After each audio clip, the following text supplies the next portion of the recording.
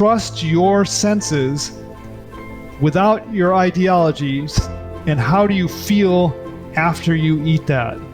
Do you feel strong and clear mentally, or do you feel like it's that food is taking away from your health? We're just trained to override our senses.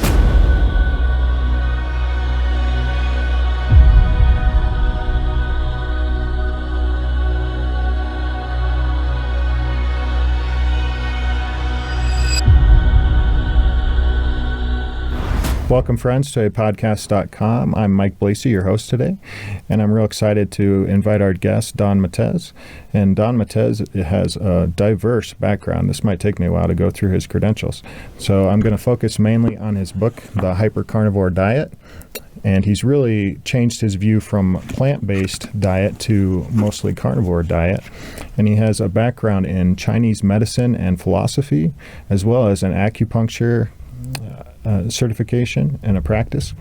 He's also been a professor of nutrition, and he has a website, fullrangestrength.com, where he focuses on resistance training and helping people get stronger through a very simple, not a huge gym type of thing, of small gym, something small you can do in your home with body weights and simple exercises. So without further ado, Don, welcome to the show.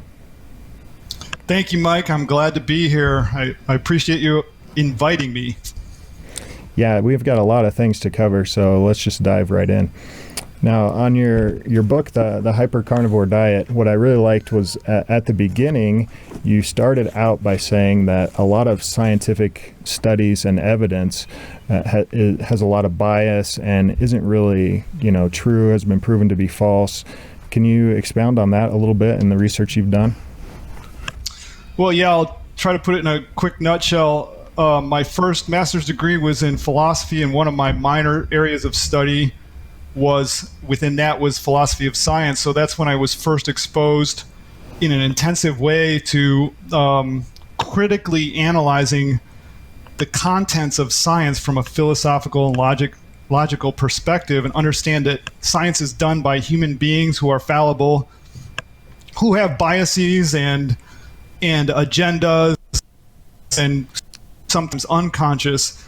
So I talk a little bit about that philosophy of science perspective first, because people are trying to come at nutrition from a scientific perspective, but then when they get into that, they got, this study says eat only plant-based, this one says eat only ketogenic, this one says, and then everybody's confused.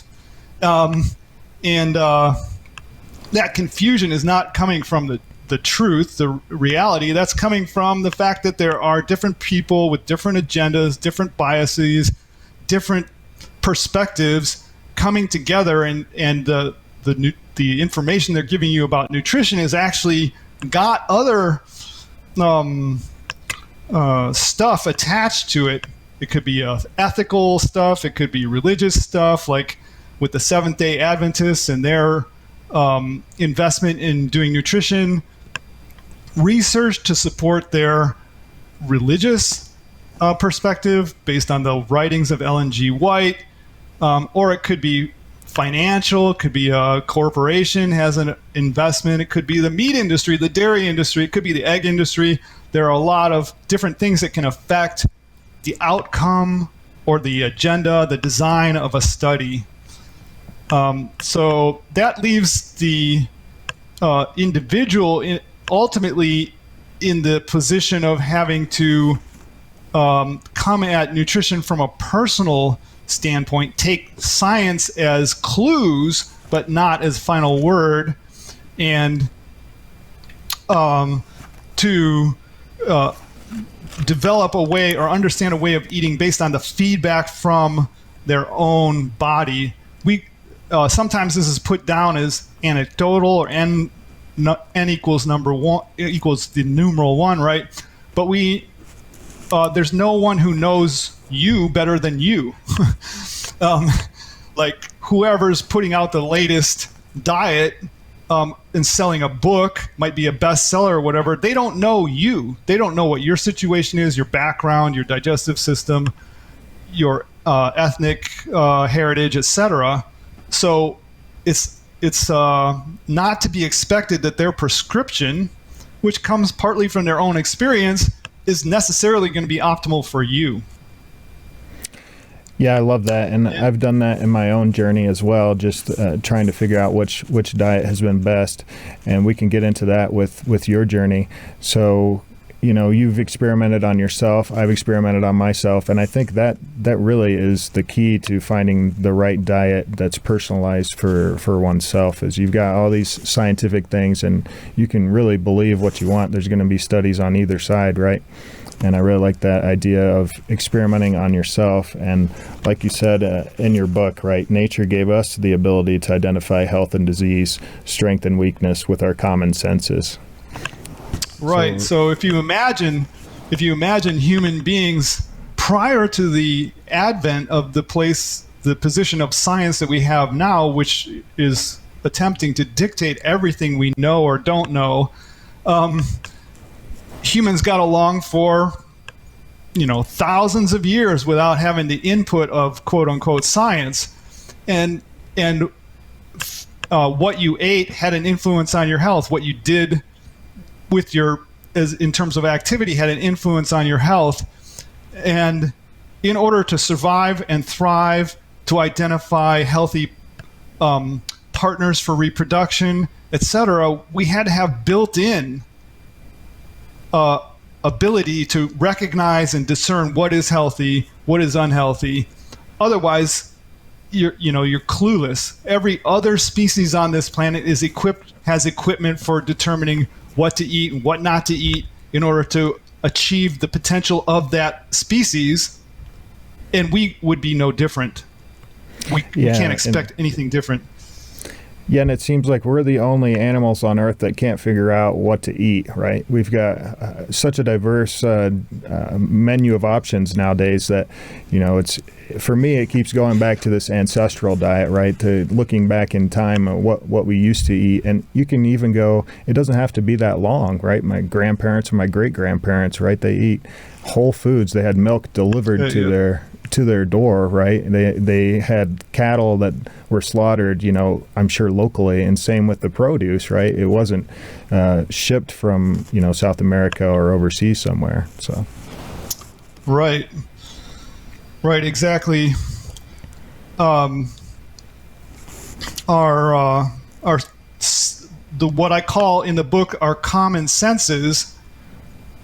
Those are our eyes, ears, nose, tongue, body, our ability to feel. All those things are part of our, what I call food acquisition equipment. What we see, what looks good to us, what tastes good to us, what smells good to us, all those are clues to what is good for us. And conversely, what doesn't look good to us, what doesn't taste good to us, what doesn't feel good to us, all of that is clues to give us clues as to what is good for us. And then the other thing that I want to mention in that regard is that the problem with man is that we have this roof brain where we think, and that thinking can go awry from what our actual experience is. We can think, well, X authority told me that this food is good, and then that becomes a dominant influence on our behavior because we've been trained, especially in modern education, to value what goes in our minds more than what we directly experience ourselves in our physical body. So people will, they're choosing their diet in order to try to micromanage the blood test. Right? My blood test says this. Well, how do I eat to change that blood test? So then the doctor says, well, your lipids are high. You should not eat this and not eat that and not eat that other thing. So then the person tries to do that, but the diet may be unpalatable and unsustainable because of that. But they're still they're managing their diet based on the roof brain rather than the direct experience. No other animal will do that because they don't have this, constant internal dialogue judging everything based on their thought processes and so-called education. Yeah, we've gone from, like you said, relying on our innate senses and how our body feels when eating something, to now this calorie counting and looking at all the ingredients, the vitamins and minerals that are in some of these processed foods.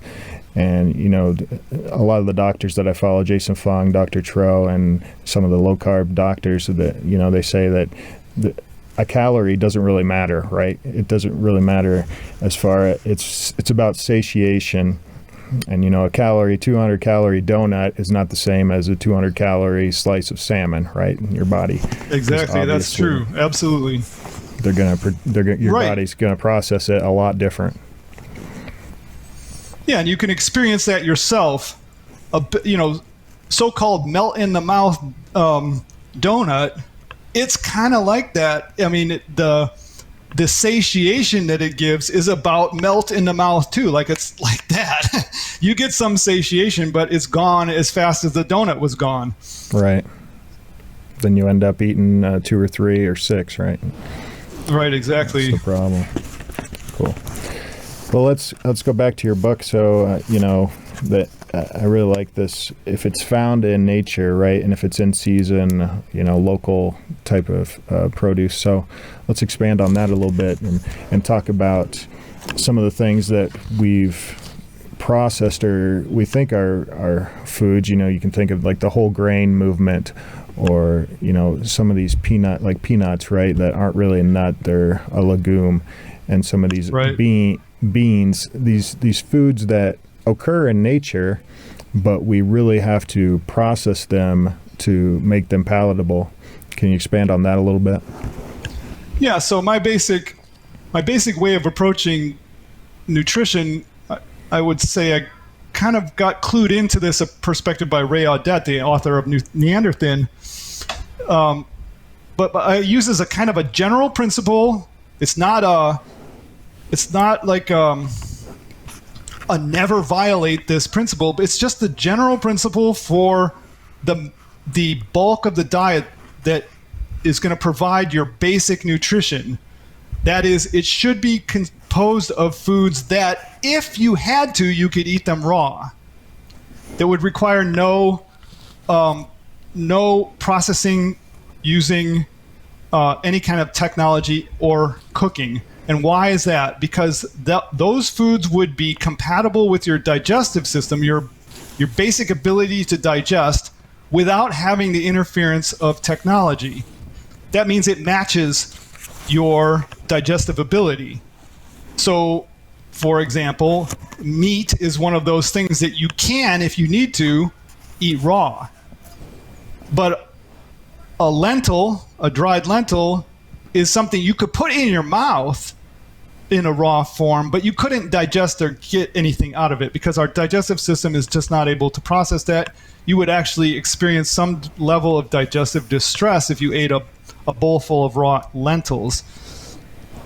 Because of the composition, it's indigestible to us in the raw state. So I take that as a message from nature that this food is this item. I don't even really want to call a lentil a food. I want to call it an item that occurs in nature, and it occurs in its current form largely because we got the clever idea that we could turn these legumes into a food if we just cultivated enough and made it large enough to make it worthwhile for us to turn it into a mush that we call lentil soup or whatever. But in the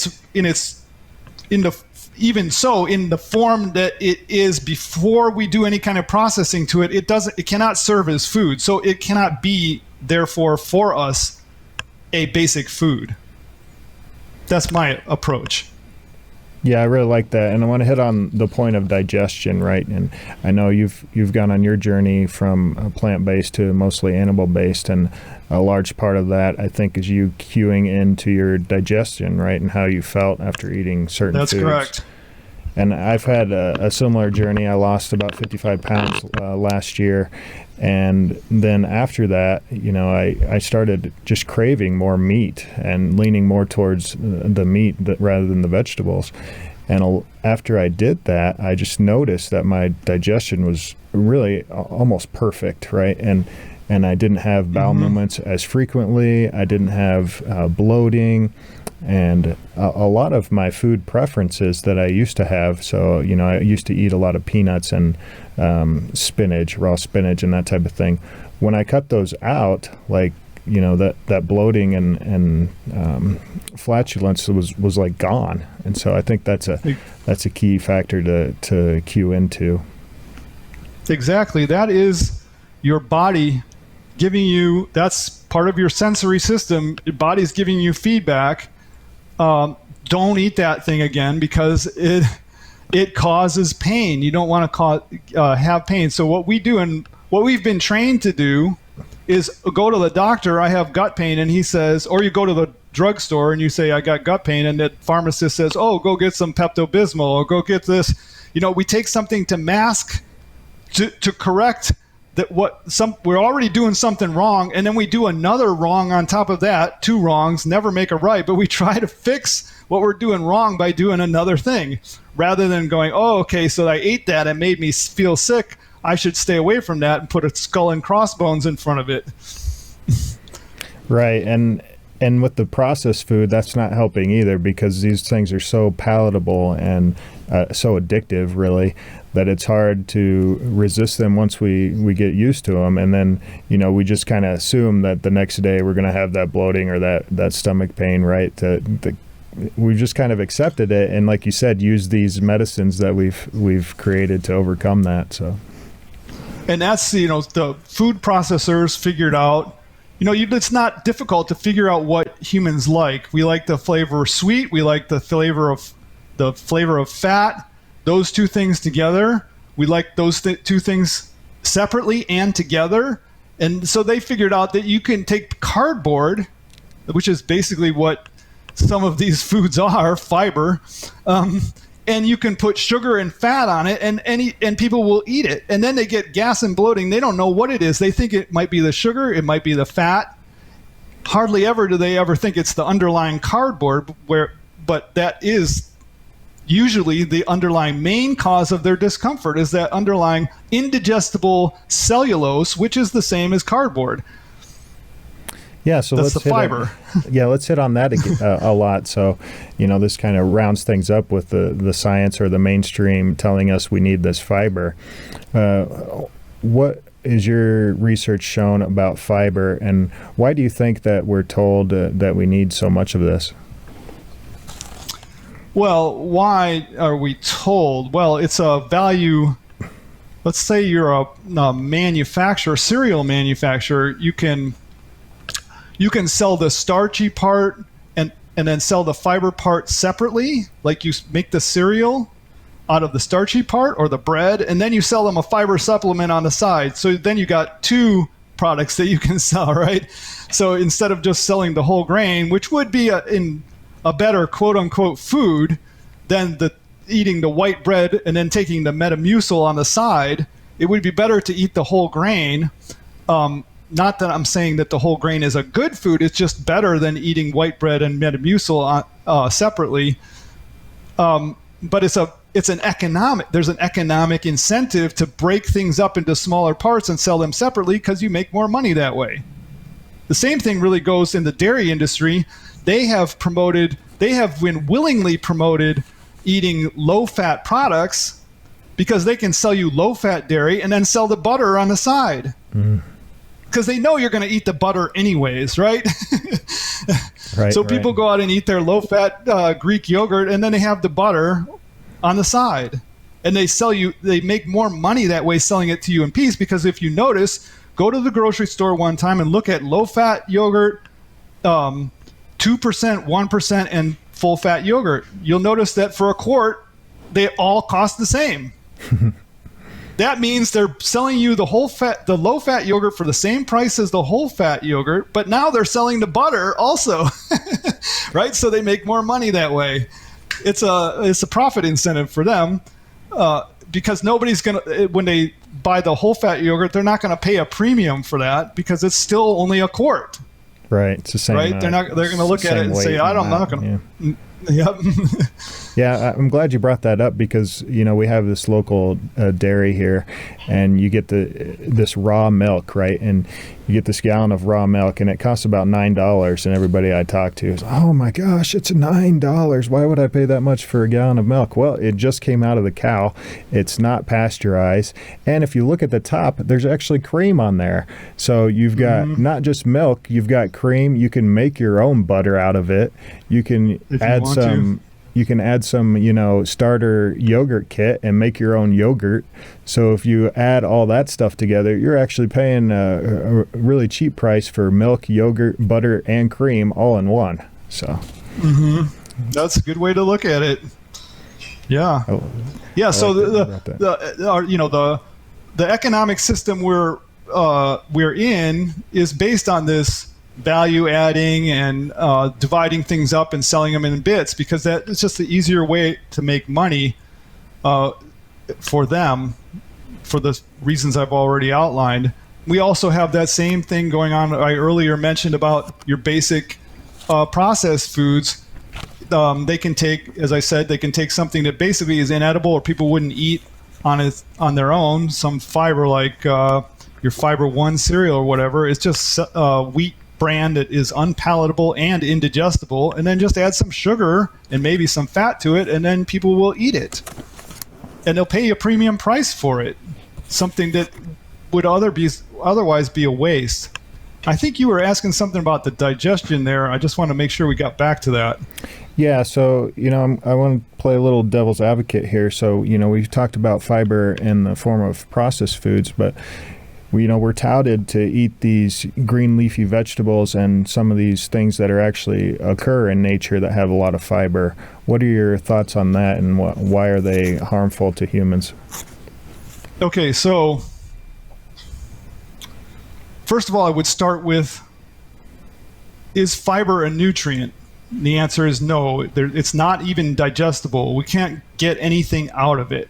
It just comes in one side and goes out the other. It makes your stools larger, so you're just taking out more trash on a daily basis. So is there any proven benefit to fiber? Well, fiber is indigestible to us, but it's digestible to microbes that inhabit our intestines. If you eat too much fiber, it increases the growth of those bacteria. Well, what do those bacteria produce? They produce gases and they produce acids. That's the basic fermentation of any carbohydrate. You produce gases and acids. The principal acid is acetic acid, which is the main acid in vinegar. If you, what happens when bacteria build up gases? Where do they go? Well, they first expand. A gas in any warm place expands. It gets larger and larger as it absorbs heat. Well, your intestines are a warm place. The gas expands, and what happens then? It presses against the intestines. And then what do your intestines say about that? They have stretch receptors, and they feel discomfort. That's what people call bloating. And if it gets bad enough, you get cramping, pain. So any amount of fiber that causes bloating and cramping and pain is too much fiber. How much is that for you? I don't know. That's an individual thing. I can eat roughly like somewhere between 10 and 20 grams of fiber in a day, and I don't have any problem. But if I go over that, which I did many times, I tested the whole idea that's promoted by plant-based people that you should consume like 100 and 150 grams of fiber per day. Some of the scientific articles I've reviewed, that's what they tell us. They claim that all our Paleolithic ancestors ate 100 or 150 grams of fiber per day, and then there are some tribes in Africa that eat 100 to 150 grams of fiber per day. So I tried that out. I thought that's going to be really good for my digestion. That was back before I knew, because I was still operating on, well, the scientists know, right? And they have the secret. And of course, what I got, which is different from what some people got, but I got a lot of gas and bloating. I got explosive stools. I got the acid. Getting back to that, the acid that's produced is very corrosive. Acetic acid. If you want to enlighten yourself a bit, all you do is go on Google and type in, excuse me, MSDS for acetic acid. That's the Material Safety Data Sheet. MSDS is Material Safety Data Sheet.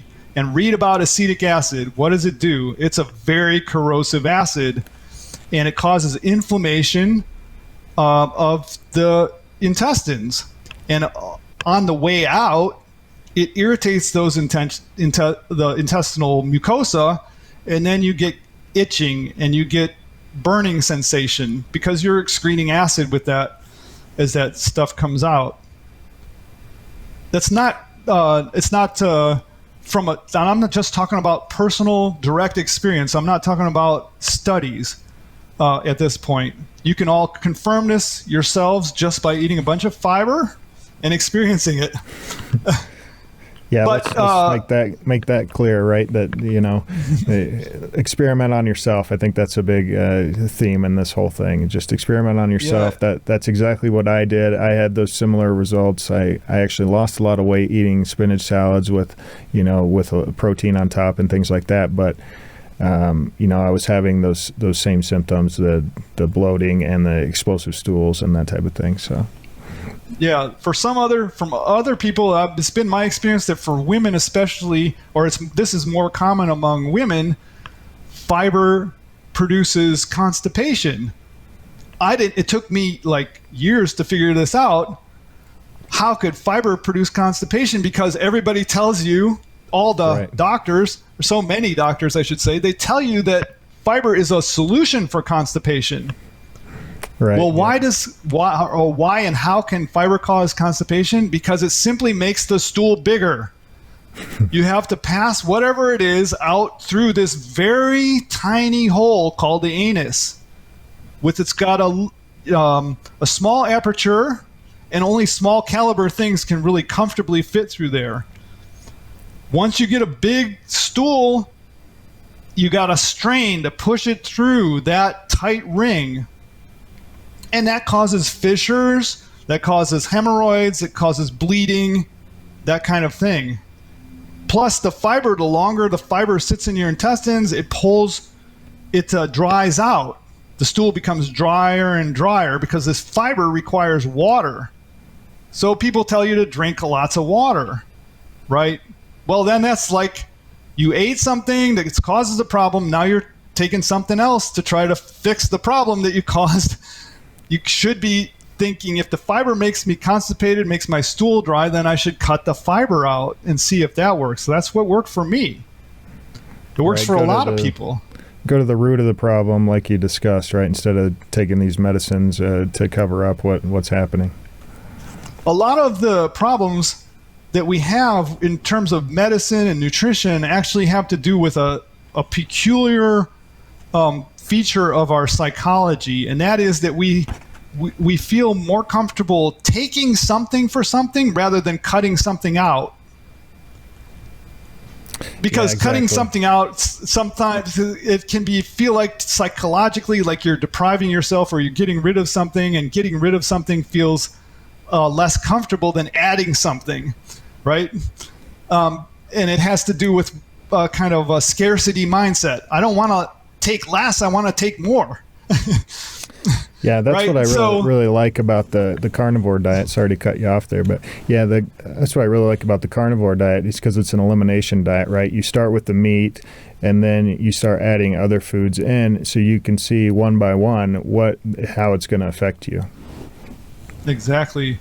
Yeah, so you can do your own elimination diet, and the good thing about a carnivore or animal-based diet is that you can live on it. You literally can live on it for a long period of time without any fear of major nutrient deficiencies. Whereas if you do a vegan type elimination diet and you only eat fruit, which is a fairly digestible food as well, but you're giving up, major important nutrients, the main one being protein. and you're going to lose a lot of muscle mass, and you're not going to be able to sustain that for very long in a healthy condition. Although it could be an elimination diet. And of course, a vegan diet is an elimination. You're eliminating at least animal foods, but you're also introducing a lot of things that are going to potentially, and my hypothesis would be that for the vast majority of people, that's going to be, sooner or later, that's going to be give you a lot of negative symptoms. Yeah, and I don't want to like, harp on vegetarian being bad or carnivore being great and whatever. If you vegetarian's working for you, who am I to say, stop eating it? Exactly. Right? So, but that's what I say. Yeah. Go ahead. But at the same time, go ahead. Yeah, what I say is if it works for you, keep doing it, but make sure that it's working for you. Don't get caught up in the ideology. One of my mottos has been biology, not ideology. It's just a shorthand way of pay attention to what your physiology is telling you, don't get stuck in the ideology. Don't make the diet your identity, because you won't. That's not your body doesn't run on an ideology. It runs on nutrients. Yeah, and I remember hearing on a podcast someone asked you what you were eating, and you gave the answer, and then you said, this might not be what I'm eating, in a week or whenever. So you're still open-minded, that you're not stuck in this ideology. And we've had a couple Buddhist guests on here talking about Buddhism, and that plays right into the Buddhist philosophy of, you think no, you don't know. Like, you don't really know 100% of anything, really. All right, exactly. That's where I try to maintain. I wish that I would like to see more of that in what we call people who call themselves scientists. The basic humility of knowing that you are a human who is fallible. You don't know everything, that's for sure. Everybody knows or should know that they are not omniscient as an individual. Right. So, and oftentimes we are short-sighted, meaning we can see only this far in front of ourselves. And I'm just using that as to convey the idea that we only can see so far in front of ourselves. So it looks like what you're doing right now is okay, but maybe in a week or 2 weeks or 2 months or 2 years, it's not going to look that way anymore to you. That's something that I learned the hard way. Yeah, by trying different diets. Yeah, and I think your story's not too unique in that way. I've heard a lot of vegetarian, plant-based advocates that have tried this for a year or two, and they've lost a lot of weight because they're giving up those processed foods, right? But at the same time, it finally catches up with you where your body's like, hey, I need some of those nutrients that plants aren't providing. So let's transition into that a little bit. So where was the turning point for you? You've written a book, or maybe even 2 or 3, on plant-based diets, and it was working for you at some point. Where was the transition point where you started being more open to adding more meat? Well, my story, which is in the book, it spans more than 40 years of experimenting with diet. So I've been on and off attempt different variations of plant-based over those 40 years. More than 40 years actually. So on the one hand, I tried to give plant-based a very fair trial. I gave it a trial, and then I would find that it didn't work, that I ran into problems. And then I would go, well, maybe I didn't do this right, which is often what is told to people who give up. Maybe if I had done this thing differently, it would have turned out okay, because each time I did it a certain way. It's unavoidable, which is, as an aside, which is one reason why I tend not to like it. I kind of react negatively when people say I tried everything. Nobody's tried everything. It's literally impossible to try everything. You've tried some things, but never every possible variation of anything. So I'll just try to cut it put it all into a nutshell, you can read the whole story in my book. This last time I tried a vegan diet, which will be the last time for sure. I ate that vegan diet for about 5 years, and during that time, I tried variations that I hadn't tried before in terms of food composition. But I tried higher fruit, more raw food, things like that. But over the course of those 5 years, my main concern at the beginning of that was that I was still a believer in the cholesterol theory, and I had been told that if I could get my cholesterol below or around 150, this is what the plant-based diet advocates recommend, that then your health will get, it's almost like you reach a super health status when your cholesterol gets to 150 or below. You'll be heart attack proof. That's what, what's that guy's name? Not remembering his name right now. Ansel Keys? No, he's a physician, and his son came up with the Engine 4 diet. Cannot remember his name right now. Esselstyn, yeah. Anyways, he and people like McDougall, etc., they say that if you get your cholesterol down to 150, you're basically going to be immune to heart attacks, and it kind of like is a cascading idea that if that cholesterol is low, then your blood flow will be ideal and all your tissues will be nourished. And of course, the plant-based diet has all the nutrients you need, blah, blah, blah. So I stuck with that diet long enough. When I started, my cholesterol was like 235, and I was still dealing with this problem that I've been for those 40 years. The main motivation that I had for trying different variations of diet was to deal with my chronic psoriasis. So I was according to McDougall, for example, if you go plant-based and you get your cholesterol down there, then this psoriasis should disappear. Well, when I got my cholesterol down near 150, the last cholesterol test I had when I was a vegan, it was 154. And I literally felt like I don't want to say death warmed over, but my life was unpleasant. Like gas and bloating, the explosive stools, all the digestive problems that we're talking about earlier. But also my psoriasis was getting worse. I mean, I was getting flaking all over my face, places that I'd never had psoriasis outbreaks before.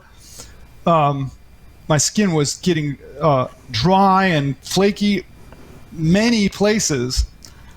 And I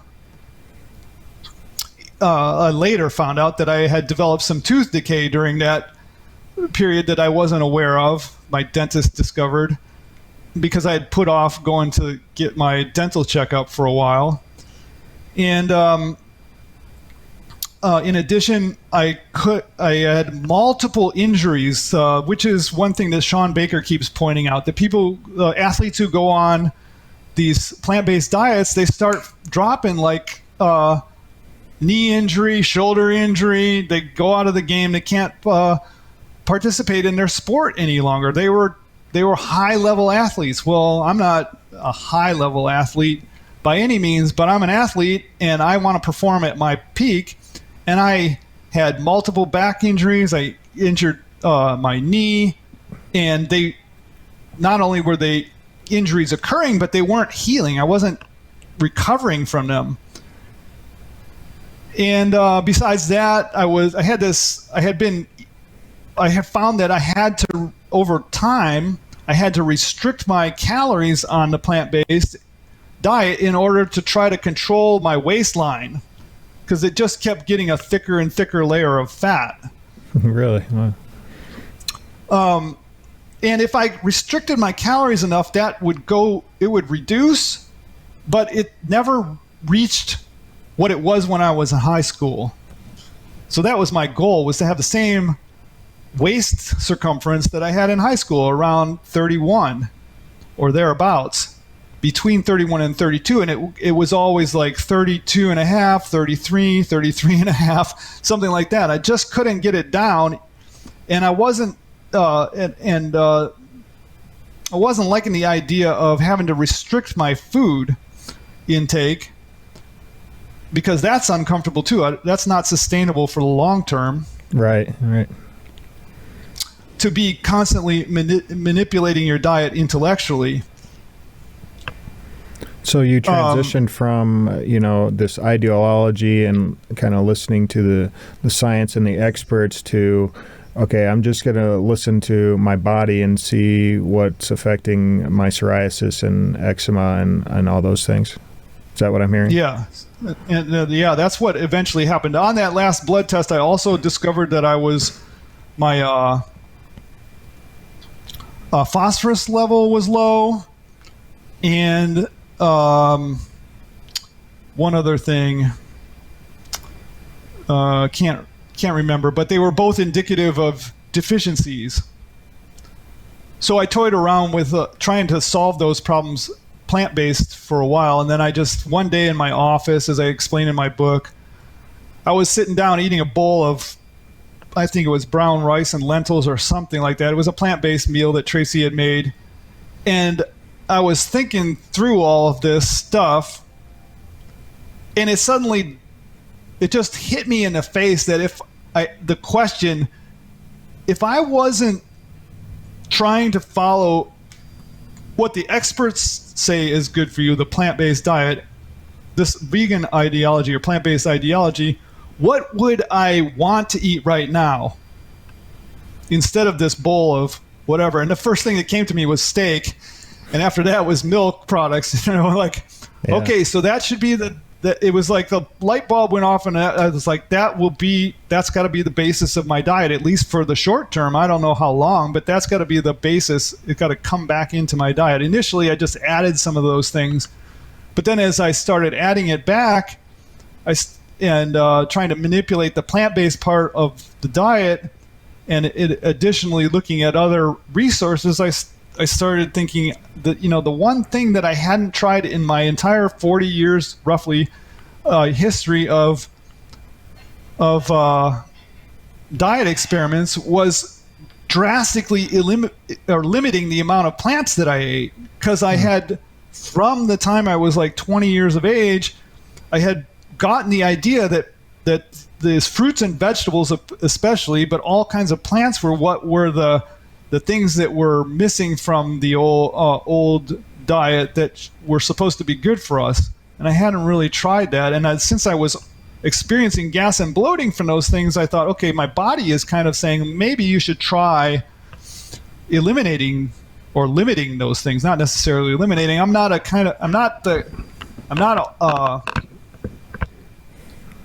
necessarily a person who, an all or nothing person. I want to find what the sweet spot is always, not necessarily adopt another ideology. And I'm not the kind of person, like, for example, who can only eat one nut, can't eat only one nut. Like, I could go and eat one nut and then just put it down. I don't have to have my house completely cleaned out of nuts in order to control my nut consumption. That's just not a situation for me. Although if that is what you need to do as an individual, that's what you need to do. You got to know yourself. But anyways, that's just that I'm more of a find a sweet spot. So I'm going to dramatically reduce that plant part of the diet to a place where I had never gone before. And that's when as I did that over about 6 months, my first of all, my gut got happy within a week, very happy. And I knew I was on the right track. Yeah, I knew that I was on the right track because I didn't want to go back to that gas and bloating and all of that stuff.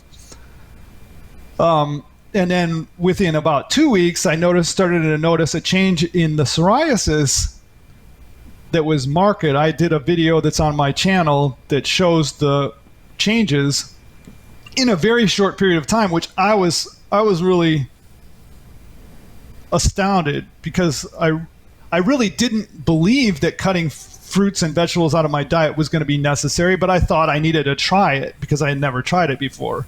Sure. And cutting it down, at that point I hadn't cut them out completely. I cut them down to maybe like 10% of my diet, which was far lower than I had done in my entire adult life.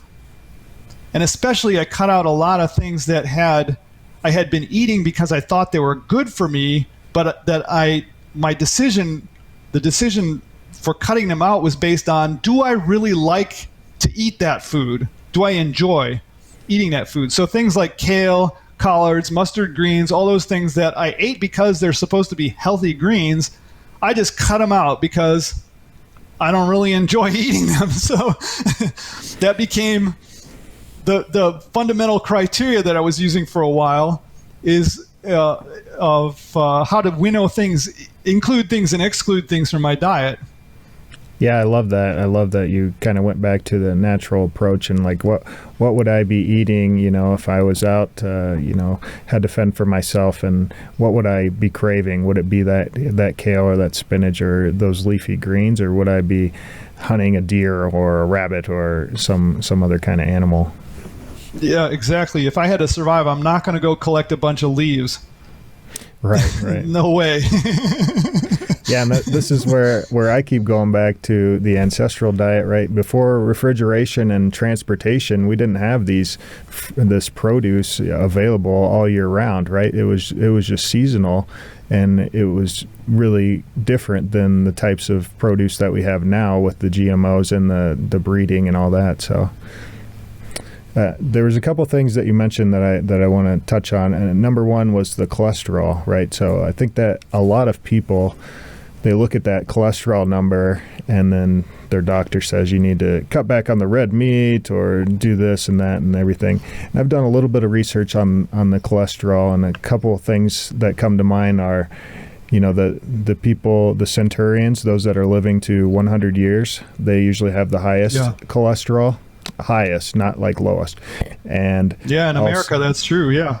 And then the other one was that dietary cholesterol doesn't really affect your body's cholesterol that much, that your body's cholesterol is mainly produced by your body, right?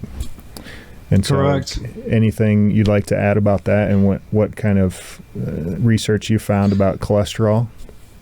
Well, the only things that I would add to that at this moment that come to me are, number one, cholesterol became the boogeyman, as Gary Taubes explained in Good Calories, Bad Calories. One of the reasons or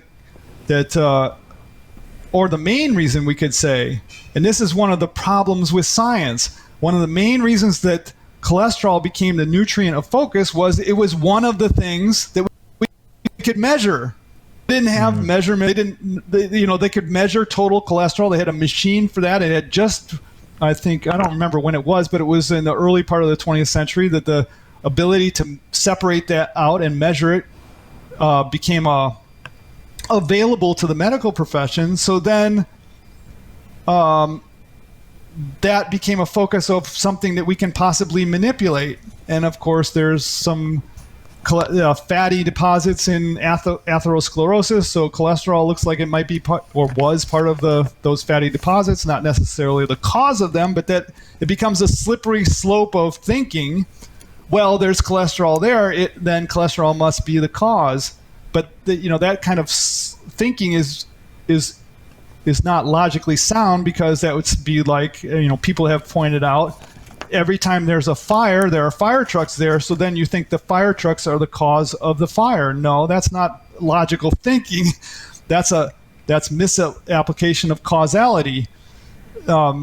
Just because there's cholesterol in the deposit of a artery clog doesn't mean that cholesterol caused that deposit to happen. It just happens to be there. Just like maybe when it's there helping out, right? Right. There's cholesterol in a scab. If you cut yourself and a scab forms, there's cholesterol in the scab, but nobody's going to say that the cholesterol caused the scab, or even less that the cholesterol caused the cut, right? The cholesterol is there to fix what was the problem.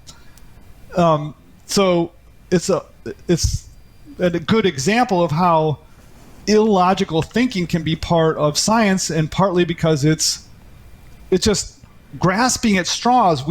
We have this heart attack thing and we don't know what's causing it, and there's some fat there. Let's do something about it. We got to do something.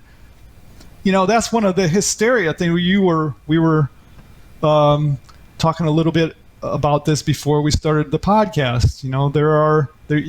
As soon as people get emotionally involved in getting an outcome, then they stop thinking logically and looking at the science. Instead, they got to do something because we got to save lives. We got to stop this from happening.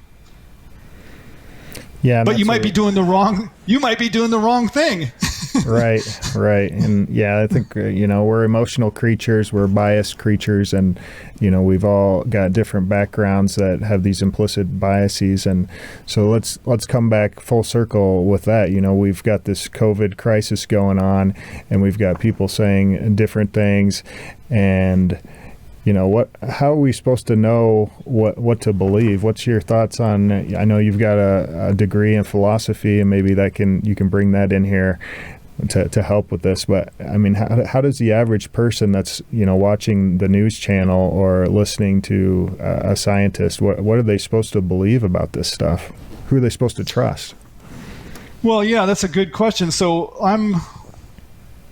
I've always been a truth seeker, and I don't automatically buy what I'm told by what appear to be authorities, especially through the media.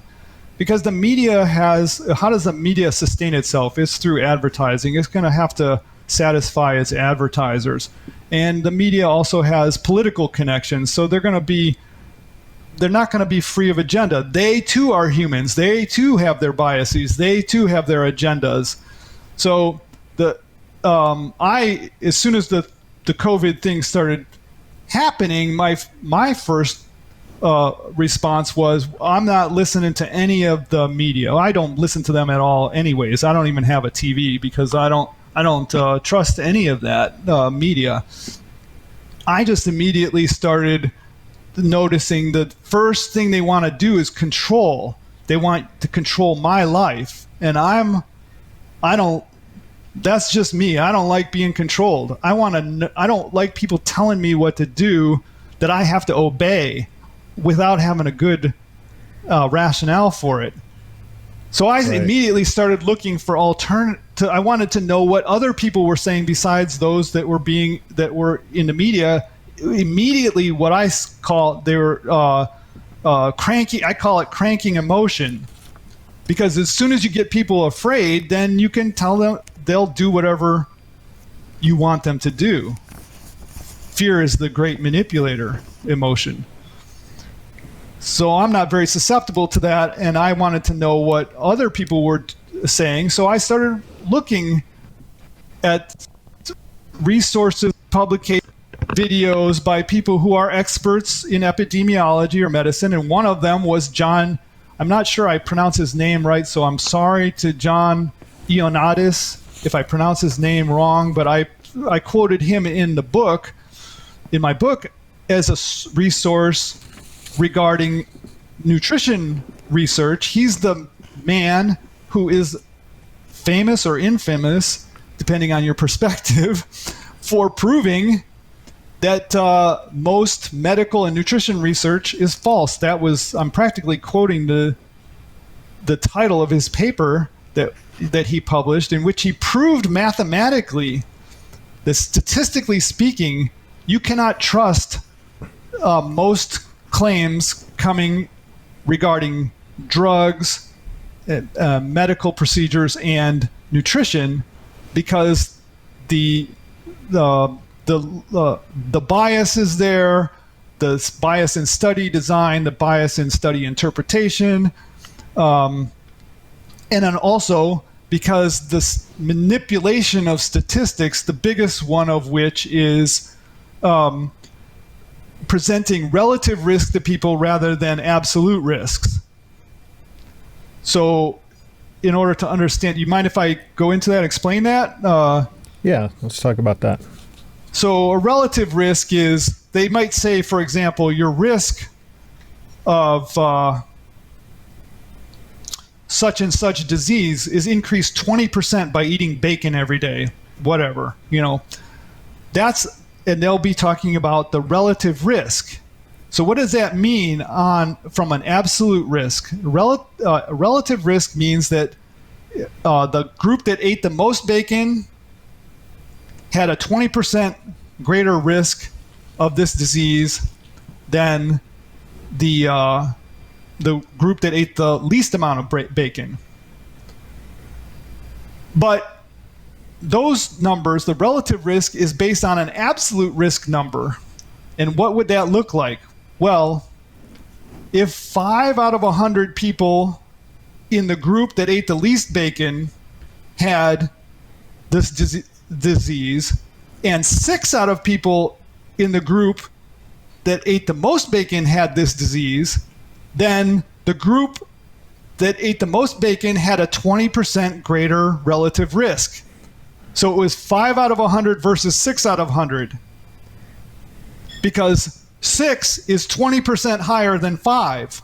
Right. Because 1, the number 1, numeral 1, is 1/5 or 20% of 5. So a 6 is 20% higher than 5. Most people don't realize that that's what these relative risks are based on. But the absolute risk for the higher group versus the lower is actually only 1% greater. Right? In the lowest risk group, 95% of people did not get the disease, and in the highest risk group, 94% did not get the disease.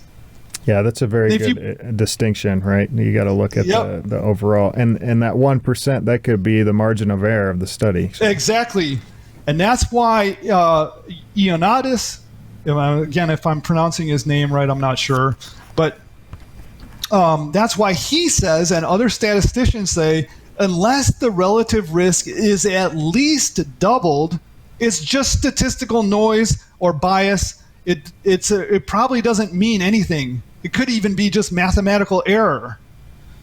So if it was 5 in the lower group and 10 in the higher group, then he would say, well, yeah, it's worth investigating more, but we shouldn't put a headline out that says that bacon kills you, because it still could be statistical error, it still could be bias, it's just that a doubled risk is more indicative that maybe there's something real going on, and it's not just within the range of normal statistical fluctuation. So he started publishing articles on the COVID thing right away, immediately, as after the data was available from the Princess Cruise Lines. And he was like, that is as good of a natural experiment as you can do. The people are all they had masks. Nobody was practicing social distancing. It was the worst possible scenario. Those cruises mostly have older people, and many of them have pre-existing conditions that would make them more susceptible. We already knew at that point, which was back in March, I think, that people who had hypertension, people who had lung disease and smoking history, and males were all more susceptible to this disease. And when he looked at that data from that natural experiment, he said in the article that he wrote, I don't remember what journal it was. It might have been in Stat, which is an online magazine about science and medicine. Among, I think that's their main topics. He said that if you look at that just makes COVID is just another flu. That a normal flu would have done what it did to the people on the Princess Cruise Lines. So I don't see a basis for hysteria at that point, he said. We don't have evidence to support that. And I think the title of the article was something like, as the COVID thing emerges, we're making decisions based on weak evidence, something like that. Yeah, well, I'll have you send it to me, and we'll put it in the show notes so everybody can look at it. So his name, I'm looking at your book, it's spelled Ioannidis. Yes, correct. So he's from Stanford. Yeah, he's from Stanford University. And he's published, then he later, with a team, published another article on the predictions, because people were predicting millions of people dying and millions of people, hospitals overrun and all of that. And his later article, I could send you a link to as well. He said that, the predictions all failed. The prediction business is a failure in terms of infectious disease. I don't remember exactly the title, but it was something like that. And then from there, I found an article that was about 10 other people who were expressing contrary opinions about the COVID. One of it was a guy with, I can't remember what university he's from, in New York. First name starts with a W. But anyways, there are a lot of dissenting scientists, but they're not getting press. And the only reason I could see that they weren't getting press is because their message would not generate fear. Yeah, and I think the moral of this story is to kind of look at the source, look at their conflicts of interest, right? So, what are their main motivators? Are they trying to get that clickbait? Are they trying to get the sponsors, the audienceship, and all that stuff? And that's something that I've really learned. Yeah, go ahead. Or are they trying to get money for a vaccine? Yeah, that. This goes back to the cholesterol topic that we were just on. The other reason that the cholesterol, if you want to call it a myth or whatever, got big currency is that since we had the ability to measure it, and then we could create a drug to lower it, it became a money maker. And then you got a financial millions of dollars, right? So, yep, lots of money behind statins. I looked it up about a week ago, and it's in the billions, I think, now, the amount of money that's made from statins.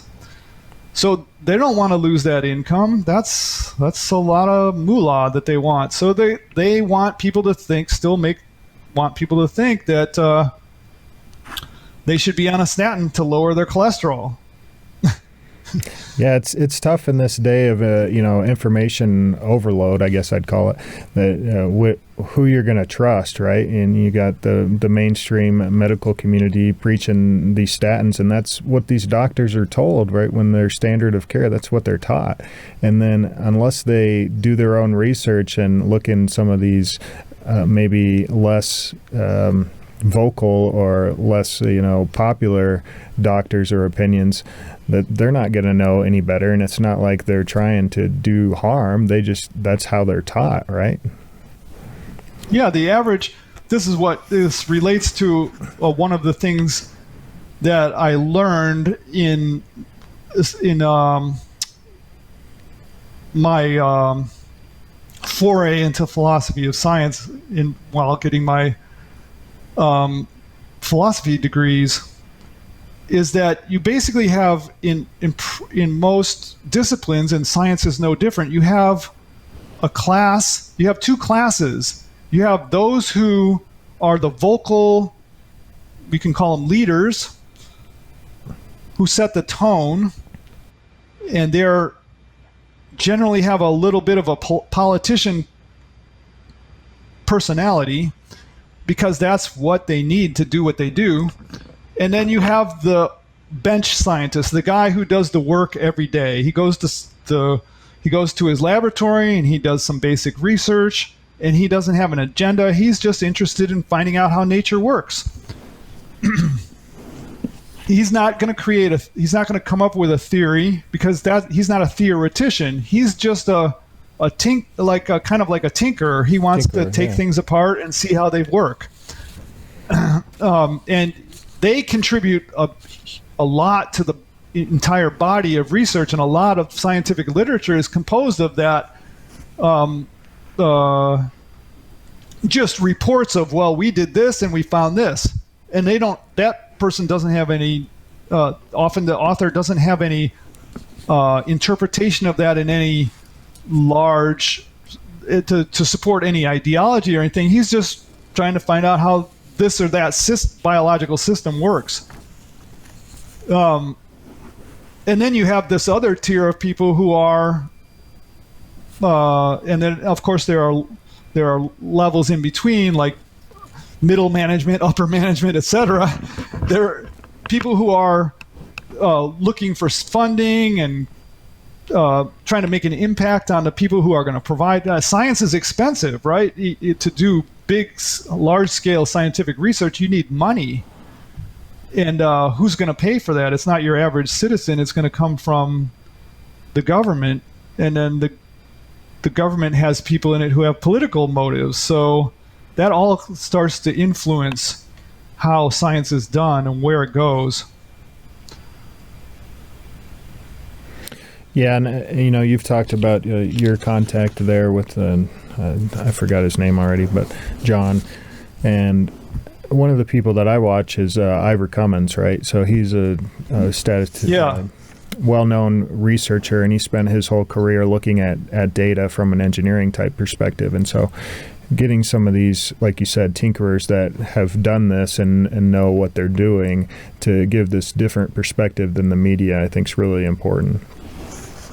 Yeah, so just to touch on the COVID thing again, this one guy, I can't remember his name, starts with, all these 10 people that I was listening to, one of them was a top epidemiologist in Germany or something. He was really kind of incensed with what the German government was saying, and he was basically saying, you're putting the entire economy under lockdown, so to speak, or not so to speak, in reality, for what I see as, from my perspective as a scientist, is just a more severe form of the flu, which we already have,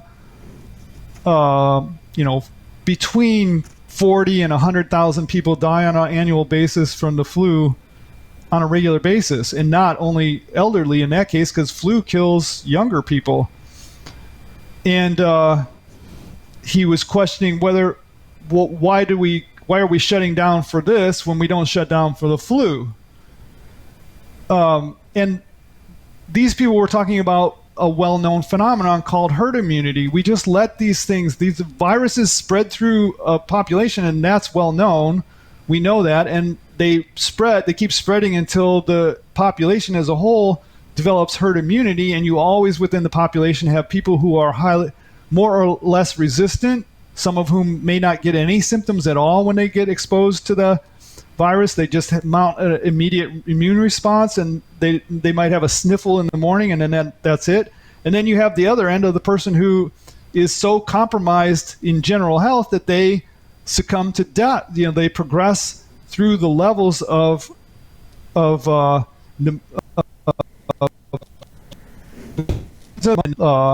they have a cardiac arrest, or they have COPD, and they end up dying, right? Because we're talking about different levels of immune competence in the population. And if we let the virus spread as it naturally does, the more people of high immune competence are exposed to it, the quicker the entire population is protected from the virus, because the virus when it infects someone who has high immune competence, that's the end of it. It doesn't get spread from that person. It's just destroyed by their immune system. Yeah. Whereas if we're protecting all the healthy people from the disease, the people who have the best immune response, then it keeps creeping around in the people who are not healthy. Yeah, and I mean, I don't claim to be an expert in all the science that's going around this, but I've kind of come to a similar conclusion, right? That, obviously it's a terrible disease, and if you're personally affected by it, or if your family is, you're going to have more bias. But I've kind of come to the same conclusion that, the best thing that we can do for this and any other virus that comes along is to improve our general health. And yep, absolutely. We've seen studies where metabolic disease is a huge comorbidity with COVID and is a huge, risk factor. And when you look at the metabolic disease. Just in the United States, 8 out of 10 people have some form of metabolic disease, whether that's full-blown diabetes to obesity, pre-diabetes, or just being overweight and that type of thing. Hypertension, I believe, is one risk factor. So just like you said, it's kind of, you got to kind of step back and look at nature from a whole, right? That there's this virus and it's going to naturally affect people that are more vulnerable more so than healthy people. Yeah, and one thing I wanted to say about that was I was surprised to find, and I made a post on Instagram, one of my followers suggested I follow this up because I made a comment on something else that I had posted about COVID. He said something, he wasn't directing me to do something, but he said something that made me want to look up the statistics for Arkansas, because Arkansas has a high rate of obesity and a high rate of diabetes. And they didn't do very much in terms of social distancing, lockdown, masks, all of that stuff. And yet they had a relatively low incidence of death from COVID, as well as interesting, yeah, a relatively low caseload at that time, which was pretty surprising to me. But it stood, like Sweden does, as an evidence against all of the extreme measures that the states had taken against the COVID, because they were the people in Arkansas were suggesting that there's something else going on. It's not just the social distancing, wearing masks, and all of that, and even these underlying factors that are identified are not necessarily the death sentence, or they don't necessarily lead to a high rate of mortality. Why? Well, I made a post on my Instagram. I can't remember the guy's name, but he was the Israeli head of public health, like the national public health head, whatever they're called, prime minister or something like that. And he said, that we know, and of course I'm not an epidemiologist, I'm just reporting what he said, that we know that there are other factors like temperature, humidity, season, all of these things which have a much stronger effect on the virulence of a virus than all these other factors that we're talking about. The factors that we can control. Like, it comes back again to the idea that we can control these other things, or at least we think we can, but we can't control the weather. We can't control the humidity, at large. We can control our indoor, but we can't control the outdoor, and those things are heavily affecting the viability of the virus.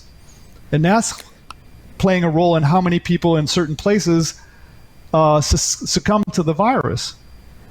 Yeah, it's a tough problem to solve because there's so many variables, right? And it's hard you can't really make an experiment, at least not easily, where you're going to rule out some of these the other variables. So, I'm a computer engineer by trade, and when you're programming or debugging code, right, you can set these test cases for eliminating different variables, but you look at the big system and you try to figure out what's going on. It's hard at first because there's so much complexity. So many variables and complexity.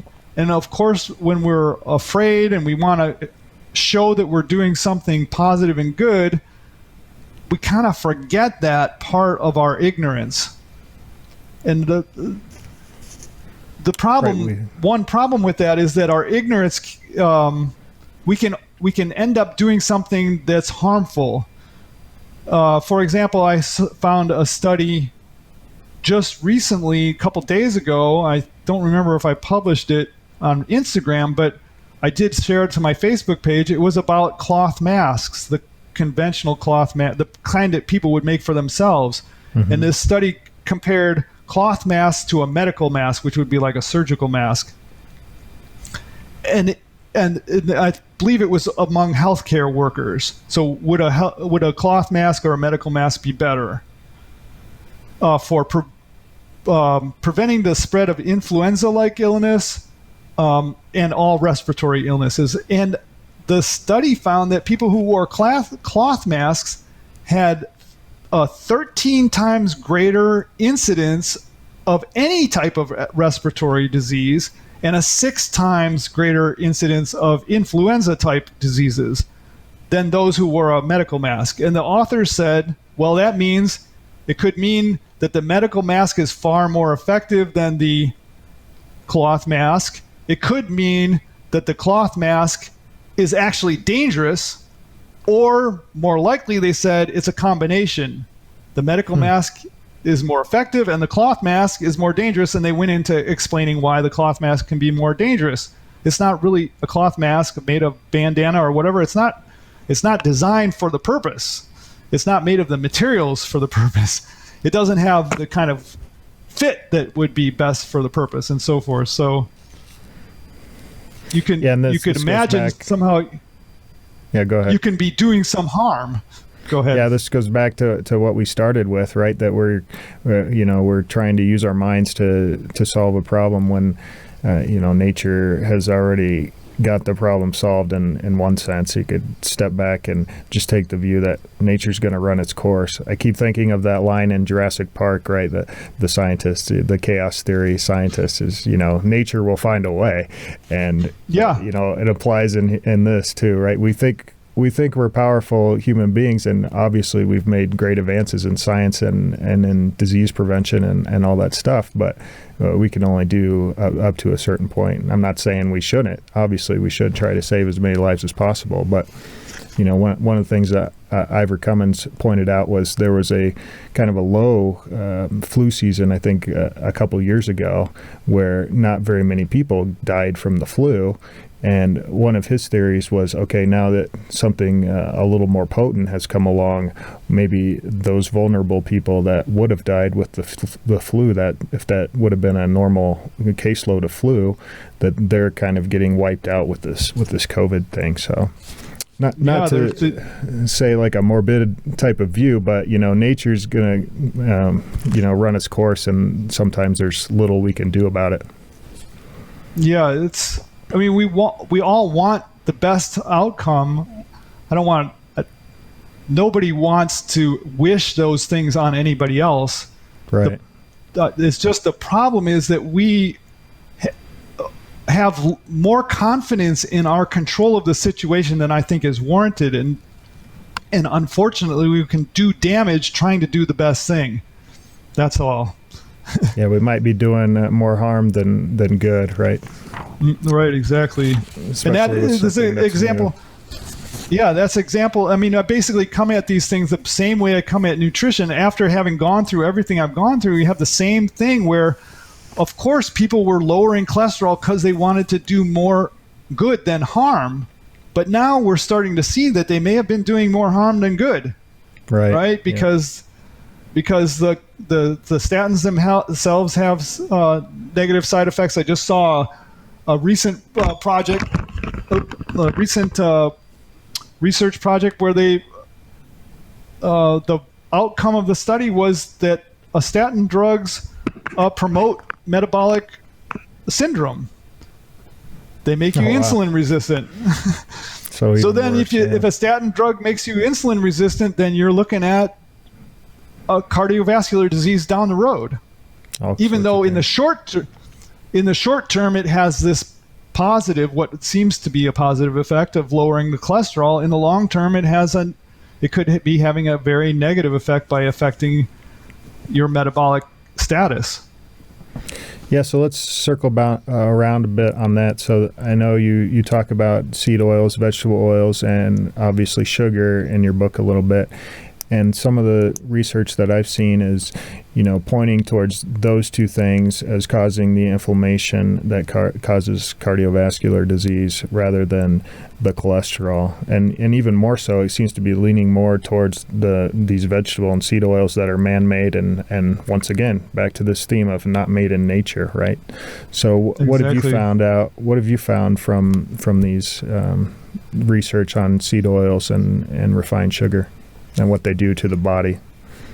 Yeah, absolutely. If I tell people, and if I were to tell your audience one thing that you must cut out of your diet if you want to have long-term health and longevity, it's the seed oils. because the research shows that these high doses, there's two things. One of which I dealt with in the book, which is the high amounts of polyunsaturated fats. These are very damaging to metabolism. They cause glucose intolerance. They cause insulin resistance, and they promote inflammation. Besides the fact that they themselves are unnecessary fat in a diet. So you're adding fat, and it's those fat calories are more prone to become body fat than non-fat calories. In addition, since I wrote that book, I discovered that there's research showing that these seed oils, some of them, soy, canola, I think safflower, I cannot remember the entire list right at this moment, but they contain other compounds that are vitamin K inhibitors. And this is why in the short term, they appear to have a positive effect because they inhibit vitamin K, which means they reduce the propensity to clotting, which is the underlying cause of a cardiovascular event, a heart attack, is you have a clot, and then the clot plugs up a vessel, and then you have a heart attack or a brain attack called a stroke. But in the long term, the interference in vitamin K metabolism leads to metabolic disease, the metabolic syndrome, calcium dysregulation problems, calcifications of the soft tissues, literal hardening of the arteries, meaning the arteries turning to stone because you're no longer metabolizing calcium properly. So that's something that's only more recently come to be known, that it may not, although the unsaturated fats in those oils are metabolism suppressing, they suppress thyroid, which also leads to high cholesterol and also increases your risk for cardiovascular disease, having a suppressed or reduced metabolic rate, thyroid function. You also have this other factor, which is their components that are interfering with vitamin K metabolism, which is not present in all the seed oils. So it may turn out in the long term that there are some seed oils that are safer to eat because they don't contain these vitamin K inhibitors, while there are others that are definitely you shouldn't be eating, like soy oil and canola oil, because they do contain these inhibitors, as well as having an excess of unsaturated fats. These unsaturated fats are also, the main thing about them is that they're highly susceptible to peroxidation. Right. And it's lipid peroxidation that drives, it's like cholesterol itself is not harmful, it's oxidized cholesterol that is harmful. And where does that oxidation come from? Well, it's from increased oxidation reactions. And I didn't have in the previous, the first edition of the Hypercarnivore Diet, any reference to the research, but the research has shown that in terms of promoting AGEs, the advanced glycation end products, the highly unsaturated oils are multiples times more effective promoters of AGEs, an aging factor, than glucose or fructose. Everybody's been focused on sugar, which is a natural constituent of our body, but these oils are the most new, the most recent item to be introduced to our physiology, because the mills that enable us to extract large amounts of these oils were only became available at the early part of the 20th century. Right. 150 years ago. Right. Yeah. And it's, if you look at, I think, Carnivore MD, what's his name? I can't remember his name right now. Paul Saladino? Paul Saladino, yeah. He's been putting up on Instagram some of the charts that I was already familiar with, but you can follow his stuff. I didn't. That it shows that if you track these different diseases, diabetes, heart disease, and so forth, with sugar, there's really not a strong correlation. But if you put them with vegetable oils, you're seeing a tight correlation. The more vegetable oils in people's diet, the more obesity, diabetes, heart disease, cancer. And in the revised version of the book, when I produce it, I've got an entire chapter with I don't know how many references. I looked at lots of studies on the ill effects of these polyunsaturated oils, and it's astounding what they do. I mean, the monkey wrench that they throw into your metabolism is unbelievable. Yeah, I look forward to reading that. Yeah. And I want to put... On the other... I want to put a quick plug in here for Dr. Kate Shanahan and her book, Deep Nutrition, and also her new book. I can't remember what it's called, The Fat Fix. Anyway, she harps a lot on the vegetable oil, the seed oils, and she goes into depth about how they're processed and how at the cellular level, they're causing this oxidation and destroying people's health in general. So, yeah, destroying people's health. But I don't. Maybe she covers this as well. But the thing that's most surprising to many people is that fish oils are worse. Oh, really? Fish oils are worse. The omega-3 oils are the worst. I was floored by the research. The research showing that those EPA, DHA accelerate the lipid peroxidation process and promote colon cancer, and as well as cardiovascular disease in the long term is just astounding. And when you're talking about fish oil, are you talking about from a natural fish or from a supplement? Okay, so if you eat it in the context of fish, it's very likely not as harmful because you won't get the same, and it's not been ever separated from the tissues of the fish. But the smell of rancid, the thing that we call fishy smell, that is from the rancidity of the oils in the fish.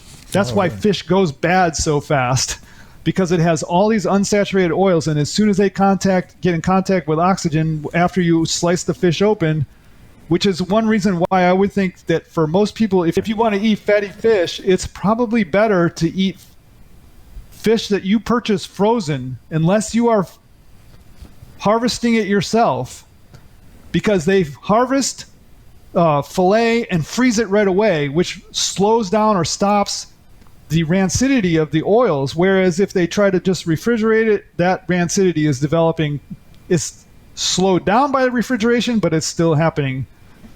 So unless you're very close to the source, my guess at this point, my educated guess, is that eating frozen salmon is better for you than eating salmon that you bought so-called fresh. Yeah. Yeah, or the refrigerator section. Or if you're in Japan getting sashimi that came off the boat that day, that's probably not bad. Yep, exactly. Sooner the better. But those we should have known this in the new book. I'll be and I discussed this on Instagram in different posts. Back in early part of the 20th century, those oils were used, menhaden oil in particular, which is the one that's mostly used to make EPA and DHA supplements now. The main market for that oil was paint and varnish. It didn't become a nutritional oil until petroleum products started replacing fish oils for paints and varnishes. Oh, wow.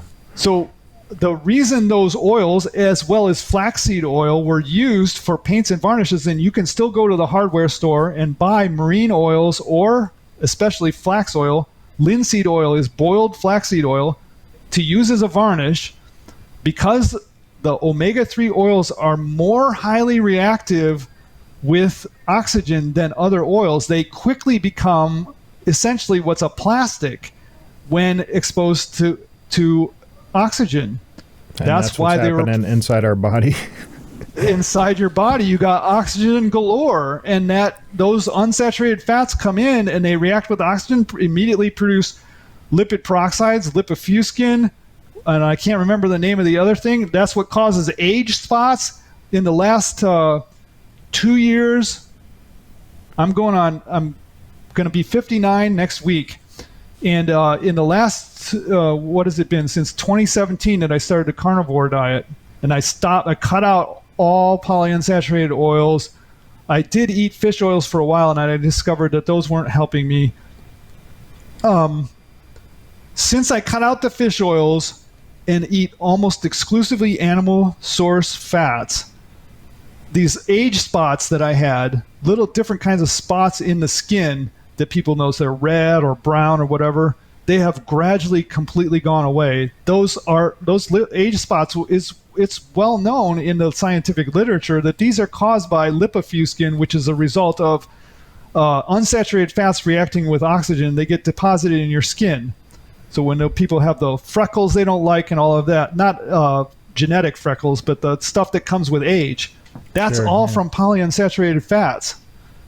Wow. That's from unsaturated fats, but people don't know it. And also when people go, you see people around and they have the tricep fat, stuff that hangs and flat. Mm-hmm. That's because of unsaturated fat. The saturated fats are firm, more or less firm at our body temperature, but unsaturated fats are liquid. So the more of that fat you have in your tissue, the more jiggly it is, because it doesn't have the firmness of a saturated fat. Yeah, I think that if there's one message that we can give as far as diet, it's avoid the seed oils that are the PUFAs is what they're called, right? So if you avoid processed packaged foods, that's probably 90% of it right there, right? And then the other 10% might be what you're using to cook in your home, depending on how often you cook, right? To avoid those canola oil and the cottonseed oils. And Dr. Kate's got a good list on her website. Safflower oils. Yeah. Yes. All that stuff. So I want to go back a little bit into your book. You talked about the gut, right, and how the human gut and how that supported a carnivore diet. And one of the things you said was, the human gut is very acidic, which corresponds to a scavenger type animal, and also that the intestine's very small compared to some of these herbivores or primates. Can you give a quick summary of that? Oh yeah, sure. So our stomach is more acidic than some of the scavenger birds like vultures and seagulls and that kind of thing, carnivorous birds, which is a good sign that we are designed to consume animal foods. And once you pass the stomach, which is a single-chambered stomach like that of other carnivores, we go into the small intestine, and the small intestine is it's got what are called hostrations, as does the large intestine. So it has like somewhat of a pouch, and that's formed by the muscles that enable us to move the food along, move the bolus of semi-digested food along. In the intestine, we actually release bicarbonate from the pancreas to neutralize the acid from the stomach, so that the enzymes will work on the food. But that intestine the small intestine is compared to that of other primates significantly longer relative to our body size. It comprises the major portion of the gut. That's where the digestion and absorption takes place. Then we get to the large intestine, and the large intestine is relatively short and small. We call it the large intestine, but it's only large in diameter compared to the small intestine. In terms of length, it's actually shorter than the small intestine. And compared to the large intestine of other primates, it's much more voluminous. And that's because other primates are what science calls hind gut fermenters, meaning their gut is designed for a high fiber diet, and in their colon or large intestine, there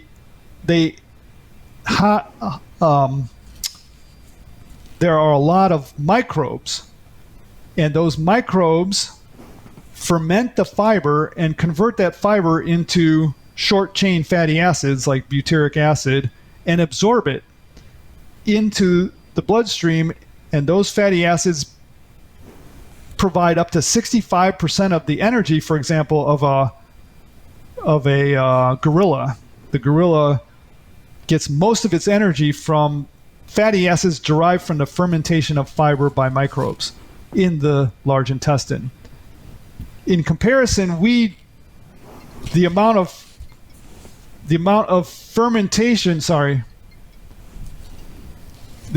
fermentation that occurs in a human colon is comparable to that of a cat or dog. It's been estimated that cats, dogs, and humans all could potentially, at most, acquire about 10% of their energy from fermentation of fiber in the intestines. And that's largely because we hardly absorb anything from the large intestine. And that's been proven, interestingly enough, by an advocate of plant-based diets, Popovich, and his colleagues in Canada. They did some experiments, Kendall and Popovich, where they took humans and they put them on a very high fiber, plant-based, they called it a simian diet. So it was fruits, vegetables, and nuts. No animal products at all. And they measured their stool volume and analyzed their stool, etc. And they showed that, yes, indeed, a lot of the amount of fermentation products does increase by many fold. But that those short chain fatty acids end up in the toilet rather than in the bloodstream. So you can get, I think in one study they showed that humans on that diet could produce like up to 1 kilogram of feces in a day. Oh, wow. Maybe even more. So we're talking 2.2 pounds of feces. Yeah, I've had that experience on a very high fiber diet. You produce enormous cow patties. But the promoters of plant-based diets talk about how beneficial these short-chain fatty acids are. They neglect to tell you which, in those same studies, they showed not only did these short-chain fatty acids increase in amount, the amount of acetic acid that was produced, I think it increased something like 4 or 6-fold. That acid, as I mentioned earlier in the podcast, acetic acid is extremely corrosive, and it is very harmful to the mucosa of the intestines. The mucosa of the intestines don't have any way to neutralize that acid. So, of course, they try to excrete it, and that's one of the reasons on a very high fiber diet, many people get diarrhea, because the body wants to move that toxic stuff that's going to harm the intestine out as fast as possible. So they have multiple bowel movements a day that are very large volume. But this is basic, going back to the basic ideas, the idea of being able to determine what's healthy by your own basic experience. We all know that if you eat something that your body doesn't like, that affects your stomach, you vomit. Body tries to eject it as rapidly as possible. And the same thing happens. You may have something in your intestines your body doesn't like. You have diarrhea. That happens with bacterial infection in the intestines, right? The same thing goes when there's something that's mechanically irritating to the intestines. So having extra stools it's been promoted as being something healthy. It's being healthy, yeah. But of course, it is healthy to eliminate all that stuff that's harming your intestines, but it would be better not to put those things that are harming your intestines in there and make your body have to go through eliminating it. Right. Yeah, I've noticed that I've had a lot less frequent bowel movements being on mostly animal based, and the way I like to look at it is kind of from a common sense approach that if I'm having less bowel movements, that either means I'm constipated or my body's actually using those nutrients that I'm feeding it, and there's not as much waste. So there's not as much waste, and technically, constipation doesn't mean you're not having a bowel movement. It means you cannot move the stool. You're having difficulty or strain moving the stool. So if you have a stool every 3 days, but it's no problem to move it, you're not constipated. Right. But if you have a stool every day and you can't move it, you are constipated. Right. Yeah. It's not about frequency. It's about how easily you can move that stool out. And how natural it is, right? How natural. It's not too thick, not too, runny. So, yeah. Yep, exactly. It should be roughly, the shape of a banana, smaller diameter, very smooth and easy to expel. If it's hard and dry, difficult to move, or very large diameter, then you're talking problems. Yeah, I love talking poop, and I keep getting this image from Jurassic Park. When it first starts, and the dinosaur is sick, and the scientist is, let's look at the dino droppings, and she's going through the poop, and it's like, well, right. We can use that same reasoning with our health too. It's a great indicator of what's going on in our body, and what the foods we're eating, how they're affecting us. Yeah, many people experience, and I have since I was a kid, that when you eat certain plant foods like corn, you can find it in your stool the next day. Yeah. So if you can't digest it, you cannot live on it. That's a basic principle. If you can't digest it, you cannot live on it. You have to be able to digest it. So our gut is as I mentioned in the first edition, and which I'll elaborate more on it, and in the Meats and Sweets book, and will in the revised edition of the Hypercarnivore Diet Book, which may release with a different title. Our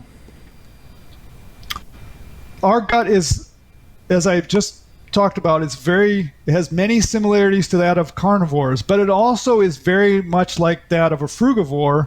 And that's because digesting fruit and digesting meat require the same kind of digestive system, because fruit generally is very low in fiber, and it has to be digested with enzymes, not fermented, in order to get nutrients from it. So frugivores and carnivores have very similar digestive system, and in the primate lineage, those two things are generally combined, because our lineage in the zoological sense, the primates are insectivores or frugivore folivores. Depends to what extent they might be folivores, but we're definitely not folivores. Folivores they're slow moving, they sit around all day munching on leaves, they have small brains, and we're the opposite of that. We have big brains, we have tight guts, and we have a lot of activity. That's among non-human primates. That's found among high fruit eaters or high meat eaters, one or the other, or both. Like the capuchin monkey is both high meat and high fruit in their diet. Then there's another monkey called the spider monkey that's very high fruit. I mentioned that in the book. We have a lot of similarities to their gut, but we have nothing in common with what would be called herbivore I mean, I shouldn't say we have nothing in common, but our gut is very different from that of an animal designed to eat fibrous foods. Yeah, and process them without all these digestive issues. Yep, exactly. So fiber is, people could take two things away from this. If you want to improve your overall health, take away the seed oils, all the plant-based oils. And number 2, if you got gut problems, look at the amount of fiber that you're eating. Trust your senses without your ideologies of what is a good food and what's a bad food. Instead, what does your body accept? What does it digest well? And how do you feel after you eat that? Do you feel strong and clear mentally, or do you feel like that food is taking away from your health? You can tell. You can become tuned into that, just like any other animal knows to spit out things when it's not compatible and continue eating when it is compatible. We're just trained to override our senses, as I mentioned in the book. From an early age, we're told, eat this, eat your vegetables because it's healthy, grow up strong like Popeye because he's eating spinach. It has nothing to do with you. It's a cartoon on the television, but as a human, you're a programmable machine. We're conditioned, right? We're conditioned to think certain ways. We're conditioned to think certain ways, and it's not for nothing that television programs are called programs. You are being taught to look at the world in a certain way and to think certain things, like spinach is good for you. But spinach might not be good for you at all. It's good for the person who's selling spinach, for you to buy spinach, but it may not be good for you at all. It's high in oxalic acid. It's a very low calorie to nutrition ratio. There's a lot of faults with spinach. But I'm just using that as an example of how something that's really not that good for you can be embedded in your mind. And that's something that I grew up with spinach. Popeye the Sailor Man with his enormous forearms, and you'll grow up to be like Popeye if you eat spinach. He would go like this with a whole can of spinach, right? Mm-hmm. So talk a little bit about your coaching sessions, and then tell people where they can reach you, and then we'll say goodbye. Okay. So you can contact me through my website. It's fullrangestrength.com, or you can use gaining-strength.com. Or donmatesz.com. All of them go to that website, and there you can look under services, the services button. You can connect to a description of my services, which I'll put in a nutshell. I offer a free 15-minute consultation to see if I can help you. I don't want to take on anybody as a client that I don't think I can help. And generally speaking, within 15 minutes of talking to somebody, I can tell whether I can help that person or not. And I don't charge anything for that. And then the fees for my regular consultations are there on a page. You can check them out. I offer nutrition counseling, troubleshooting for hypercarnivore and carnivore diets, troubleshooting for anybody on a diet who's wanting to transition to a healthier diet. But that's my specialty. I'm leading you in the direction of an animal-based whole foods diet. And I also offer program design and coaching, online coaching for high-intensity strength training, which I document my training on the website so that you can see what it's like. It's all brief, high-intensity training. Never train more than 3 times per week, and training sessions take no more than 45 minutes and usually less than half an hour. So it's evidence-based, high-intensity training. I help people get stronger and healthier. That's basically it. let everything else go in one ear, including what I say. You can say let it go in one ear and out the other. It's a suggestion for an experiment. It's not something that that you should embrace until you've experimented with it yourself and find that it works for you. Yeah, I like it. All right, Don, thanks for coming on the show. If you like this episode, please hit that like button and check out Don's website. I'll put it up right here. It is fullrangestrength.com. And this guy's ripped. He looks like an Olympic gymnast, and he's got some great photos on Instagram and videos of his resistance training, him doing, handstands or one-armed handstands and some other crazy stuff on there. So I hope to be as chiseled as you, Don, when I'm 59. So thanks for coming on. I hope you are as well. I wish everybody the best. Great. Thanks for coming on, and this is Mike Blasi signing off from apodcast.com. Thank you, Mike. Talk to you soon. Thanks for listening to a podcast with interesting people. Please subscribe and leave a review or comment. And support us by sharing our episodes on social media. We really appreciate it. And for more information, visit us at apodcast.com. Thanks.